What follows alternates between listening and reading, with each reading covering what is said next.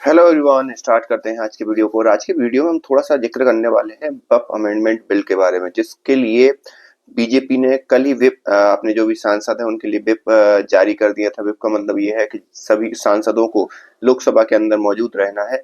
ये सारी चीजें कर दी थी। और किरण रिजिजू हैं, उन्होंने भी ये कहा था कि वो कल मतलब एक पहले पहले भी लाए थे वो लोकसभा के अंदर, लेकिन फिर उस पर थोड़ा सा जेपीसी को भेज दिया गया। उसके बाद कुछ परिवर्तन हुए, कुछ उनकी जो टीडीपी थी उनकी भी मांगे मानी गई, कुछ जेडीयू उनके संघी पार्टी थे उनके भी मांगे मानी गई, और कुछ विपक्षी पार्टियों की भी मांगे मानी गई। उसके बाद जो संशोधन किया गया, उसके बाद वो ये आज मतलब कल ही उन्होंने अनाउंस कर दिया था। तो आज ये अमेंडमेंट बिल यहाँ लाने वाले हैं लोकसभा के अंदर।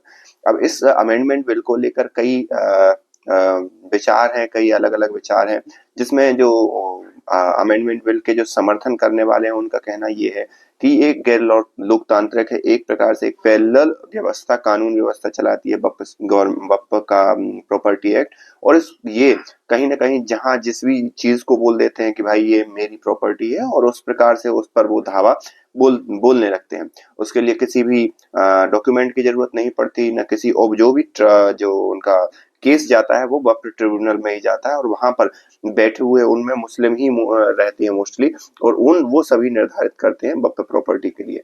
तो ये सारा एक कुछ ऐसे विवादास्पद मुद्दे थे। इसमें कई फैमिलियों ने भी सफर किया, पता चला उनका घर था, घर में रह रहे थे, लेकिन वक्फ वाले आते हैं और बोलते हैं ये प्रॉपर्टी उनकी है। और फिर बाद में उनको घर से निकाल दिया जाता है, क्योंकि सुनने वाले भी वो वही है और उन पर आरोप लगाने वाले भी वही है। इन सभी चीजों की बहुत सी शिकायतें, और उन सब चीजों को देखते हुए गवर्नमेंट ने इन सब वक्फ बिल को अमेंड करने का निर्णय लिया। अब अगर हम बात करें कि जो इसके विपक्ष में है, स्पेशली सीधी सी बात है, मुस्लिम पक्षी इसके विपक्ष में है, तो उनका ये कहना है कि नहीं, इसमें हमारी जो रूल्स हैं, रेगुलेशन है, जो धार्मिक रूल्स हैं, उनमें हस्तक्षेप किया जा रहा है और सारी चीजें। लेकिन इन सभी लोगों को इस चीज का भी थोड़ा सा एक जिक्र समझना चाहिए कि कई लोग जिन्होंने अगर वक्फ की प्रॉपर्टी दान भी नहीं दी है, उनमें से कई केस आते हैं जिसको वक्फ की प्रॉपर्टी मान लिया गया है, और इस प्रकार से इवन उन्होंने तो राज्यसभा, लोकसभा, संसद पर भी अपना दावा ठोक दिया था, और कई ऐसी इमारतें हैं जहां पर उन्होंने अपना दावा ठोक दिया। लेकिन इन सब चीजों से ये उनको ये मतलब ये अधिकार नहीं मिल जाता कि वास्तविकता में वो उनकी ही प्रॉपर्टी है। इस प्रकार से तो वो पूरा का पूरा मतलब वर्ल्ड को अपना वक्फ की प्रॉपर्टी बना सकते हैं।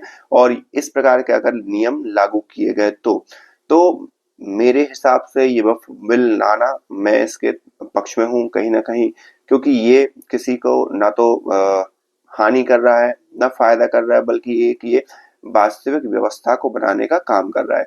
तो आप इस बारे में क्या सोचते हैं? आप हमें कमेंट करके बताइए। मिलते हैं नेक्स्ट वीडियो में, तब तक के लिए थैंक यू।